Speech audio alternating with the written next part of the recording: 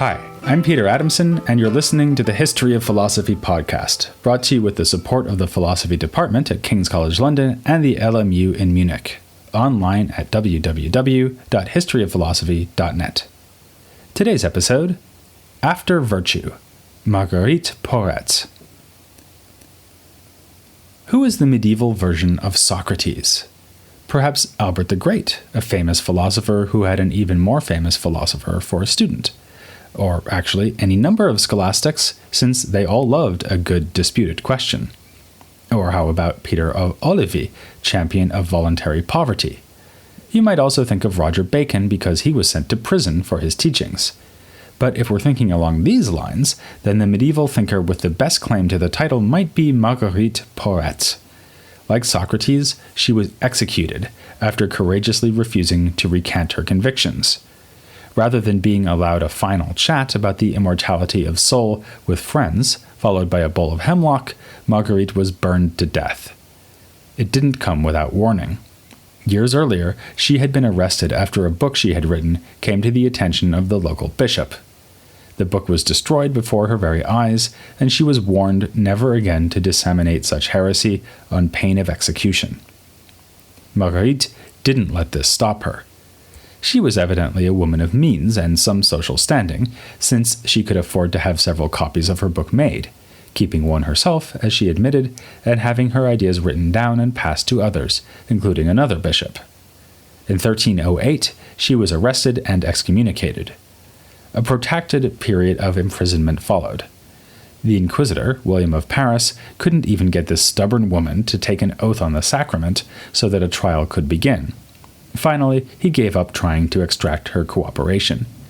A panel of Parisian theologians was assembled, and they agreed that her book was heretical. She was handed over to the secular authorities and executed in Paris on June 1st, 1310. The book, for which she died, fared somewhat better. It is called The Mirror of Simple Souls Who Dwell in Wishing and in Longing. Without Marguerite's name attached, it enjoyed a fairly wide dissemination, being translated into Latin and Middle English, and also reworked into Middle French on the basis of the original Old French version. It may already have influenced Meister Eckhart, a contemporary of Marguerite's, and like her, a major philosopher-mystic. Of the thinkers we've covered so far in the series, the obvious comparison is of course not really Socrates, but earlier women mystics, Hildegard of Bingen, Hadewijch, and Mechthild of Magdeburg.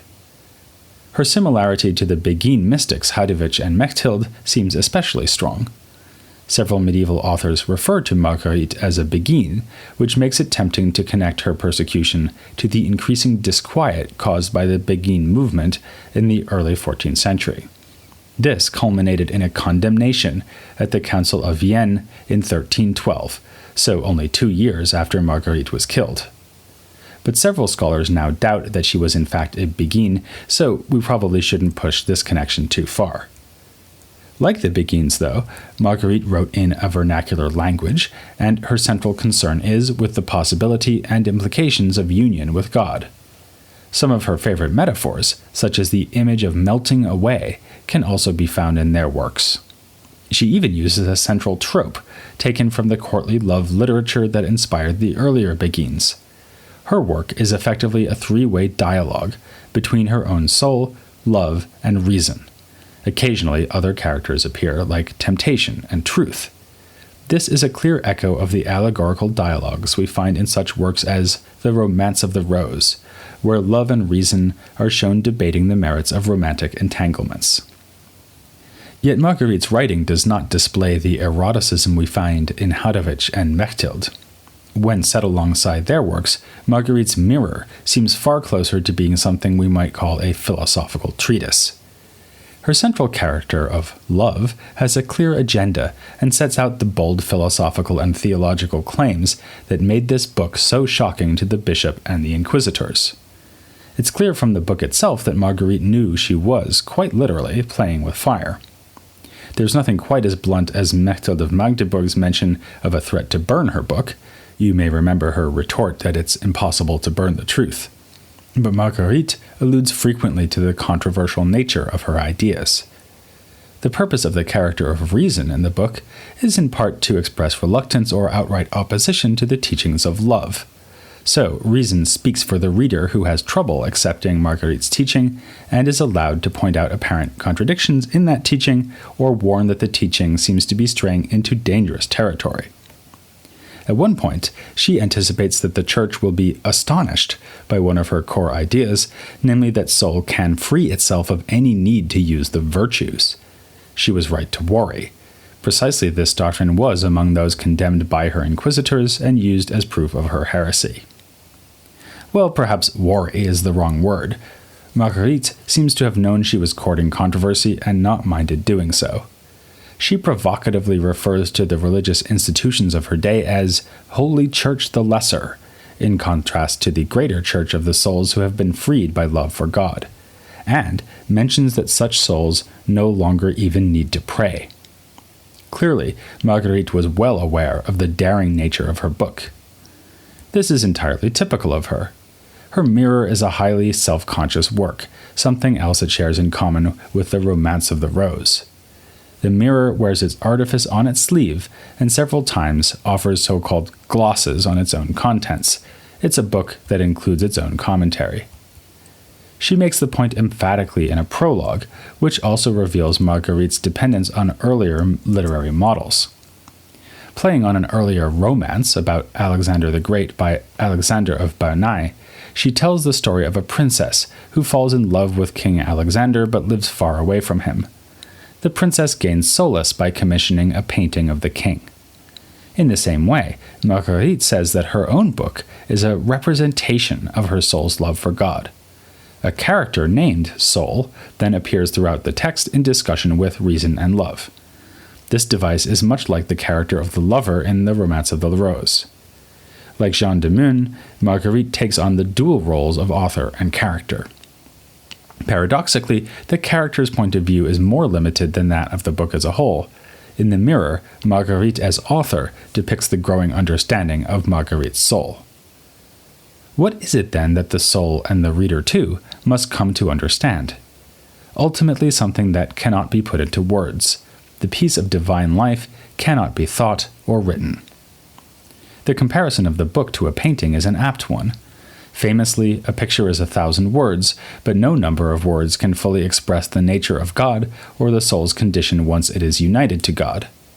Like the painting of the beloved king that would be discarded if the king himself were present, Marguerite's book points beyond itself, towards an unmediated encounter between the soul and God. I said before that The Mirror reads somewhat more like a philosophical treatise than do the writings of Hadewicz and Mechthild. Though that is true, it's also rather ironic, since Marguerite is far more forthright than they were in her critique of human reason. I've mentioned already that she includes reason as a character, and depicts her as having a decidedly limited perspective. Hadewicz, in particular, was full of praise for reason, and depicts reason as being guided by love. For Marguerite, reason instead needs to be transcended. In part, this is a critique of book learning, the sort of expertise taught at the universities and the sort of expertise boasted by the theologians who will have Marguerite put to death. So it's almost a bit of anticipatory revenge when Marguerite announces the death of reason partway through her book. Already in her prologue she has said, "Men of theology and scholars such as they will never understand this writing properly. You must let love and faith together be your guides to climb where reason cannot come." Later she adds that the soul does not seek for knowledge of God among the teachers of this world, and that love's teaching is found in no book. Reason herself is called one-eyed, and in what looks like a rather frank insult aimed at the experts of book learning, Marguerite says, "It is plainly seen from reason's disciples that an ass would achieve nothing which was willing to give them ear." But we shouldn't exaggerate her anti-rationalism. After all, being one-eyed is not the same as having no eyes at all, and the character of reason does come to accept something of the teachings of love, even if haltingly, imperfectly, and reluctantly. Eventually, reason pledges her allegiance to the soul, now apparently converted to seeing things more or less in Marguerite's way. On the other hand, it's remarked that the book could have been much shorter if reason wasn't so slow on the uptake. Again, the idea seems to be that reason can make some slow progress, but the full truth is beyond her. This interpretation of Marguerite's critique of human reason is confirmed by her notorious remarks on the subject of virtue. In one of the poems scattered through the work, Marguerite writes, "Virtues, I take my leave of you.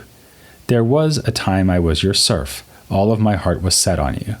And the great Lord above I thank, now I have left your bondage." Like the inquisitors at Paris, the character of reason is appalled by these remarks and tries to poke logical holes in them. No surprise here, since for Marguerite, living in accordance with reason goes hand in hand with living virtuously. Hildegard and Hadovich would have agreed with that, but they do not dare to suggest that virtue is something the soul needs to transcend. Marguerite dares to do more than suggest it. She states it clearly and repeatedly, as when she writes that the soul experiences no grace, she feels no longings of the spirit, since she has taken leave of the virtues, a passage later quoted by her inquisitors as proof of heresy. With chilling prescience, Marguerite at one point allows the virtues to speak for themselves and to complain that anyone who holds them in such little regard is a heretic and a bad Christian. In a typical reversal, she however argues that having left the virtues behind, this pure soul is the most virtuous of all. As one scholar has put it, this looks more like piling a paradox upon a scandal than like diffusing the explosive implications of what she said. But let's appoint ourselves as an interpretive bomb squad and see whether we can contain the philosophical damage. For starters, Marguerite is certainly not recommending that we all immediately give up on virtue. This is not a triumph of mysticism over morality. She makes it clear that the virtues have an important preparatory role in bringing us closer to God. They are like messengers sent by love to call us away from our own limited concerns so as to free us from the burden of ourselves, as Marguerite nicely phrases it. As with her treatment of reason, her attitude towards virtue is that it has a real value and use, but a value and use that are limited. So, she has harsh words for those who content themselves with living virtuously. They too are one-eyed and like a mother owl who thinks no birds are finer than her own brood. Here she has in mind people who immerse themselves in heroic asceticism and charitable deeds, as if such acts of self-abnegation were the highest possible goal we might have. Ascetics are doomed to remain lost, because they have an unfulfilled desire to reach God, something that cannot be attained through worldly virtue. Here we might detect an echo of critiques against the voluntary poverty of the mendicant orders. Marguerite has tried this path herself and found it inadequate. Even those who live in virtue, while realizing there could be something higher, are for Marguerite slaves and merchants because of their lowly point of view, a good example of her tendency to apply the class distinctions of medieval society to grades of enlightenment. To transcend this forlorn state, the soul should not, of course, engage in sin or vice, but neither should she concern herself with the virtues of asceticism. She takes leave of the virtues, in other words, in the sense that she no longer makes any use of them. Up to this point, Marguerite's ethical teaching is strikingly reminiscent of late ancient Platonism. Plotinus, especially, is noted for his idea that what he calls civic virtue, which means acting virtuously in the world of the senses, is a mere preparatory stage, a step along the ladder towards purification and intellectual understanding. The parallel is close enough to suggest that Marguerite is yet another medieval figure to be influenced by Neoplatonism, however indirectly. But of course, parallel lines never meet, and she develops the idea of transcending virtue in a way that is, whatever her accusers may have thought, distinctively Christian. For Marguerite, what comes after virtue is nothing other than a higher, more important virtue, namely humility, which she styles mother of the virtues. Humility does not consist in obsessive attention to our own desires or actions, however well-intentioned. It consists in giving up on our desires, on acting to achieve some purpose. It consists, in fact, in giving up one's self and identity completely, by letting one's will dissolve completely into the will of God. And when I say dissolve, I mean it. We have here come to the core of Marguerite's thought, which is the idea of the soul's annihilation. It is the annihilated soul that love praises throughout the book and that no longer devotes itself to action, virtuous or otherwise. This is also the soul that has transcended reason, yet it's in describing this soul that Marguerite makes her most significant contributions to philosophy. She is making a novel claim about the workings of the human will, that the soul's highest attainment is to cease willing entirely, and even cease willing to have a will. Or, as contemporary philosophers might put it, the annihilated soul has neither first nor second-order desires. It wants nothing and wants to want nothing. So intimate is the relationship between soul and will that this can be achieved only through the soul's being humbled to the point that it is extinguished, something Marguerite describes as a kind of death. For as soon as the soul expresses itself as a being distinct from God, it must exercise its will, so that even willing things for God's sake prevents the soul from achieving complete union between its own will and God's. To which you might say, what's so great about that? Of course, a medieval reader might be happy to take it for granted that we should strive to eliminate any distance between our own wills and the divine will, even if few readers would be happy to pursue the line of thought as far as Marguerite does. But Marguerite can offer a further rationale, which is that the extinction of will guarantees the extinction of unsatisfied desire. After all, you can't be unhappy about lacking things you don't want.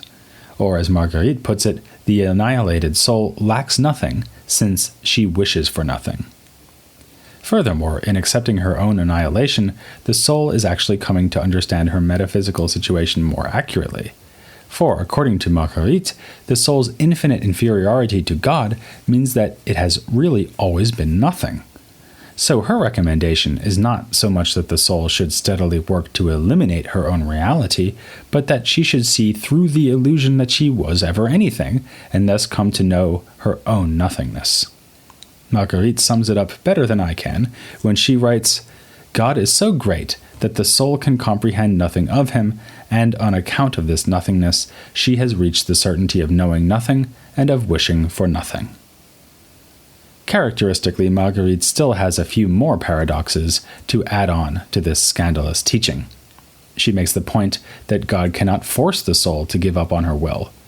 The gift of a free will was inalienable because the whole nature of a free will is to be independent of any constraint. Therefore, just as the soul and no one else can be responsible for her own sin, only the soul can choose to submit her will to that of God. To bring out the paradox more clearly, we might say that the soul must use will to abandon her will. And here's another paradox. Though the soul is nothing, she is a recipient of God's love. Even better, God has loved her eternally, which means that the soul has always existed, to the extent that we can say she exists at all. This idea of an eternally pre-existing soul is rather outrageous, something Marguerite acknowledges by having reason protest when it is first proposed. But she refuses to back away from it, insisting that in the soul's original state with God, she was simple. Thus, the mirror of simple souls ends by reflecting upon the fact that, in returning to God, the simple soul returns to itself. It's undeniable that Marguerite Porete was a remarkable figure, but she was not utterly unique. We have met mystically inclined women thinkers before, and will be meeting more of them as we move on through the 14th century, like Catherine of Siena and Julian of Norwich. But of course, not all philosopher mystics were women. Much later in this series on the 14th century, we'll be meeting the aforementioned Meister Eckhart, another figure who was condemned for heresy, though in a stroke of good luck, he had already died by the time the condemnation was issued. Of course, with good luck like that, who needs bad luck? For now, though, we'll be staying with a different theme raised by Marguerite, the use of the vernacular. Our next author even wrote in defense of using vernacular language, in his case Italian. In a typically ironic gesture, he composed that defense in Latin, but he did compose some works in Italian too. You might have heard of at least one of them, The Divine Comedy, a poem that proves that the Italian language is no laughing matter. Don't miss what's bound to be one hell of an episode as we turn to Dante Alighieri, next time on The History of Philosophy Without Any Gaps.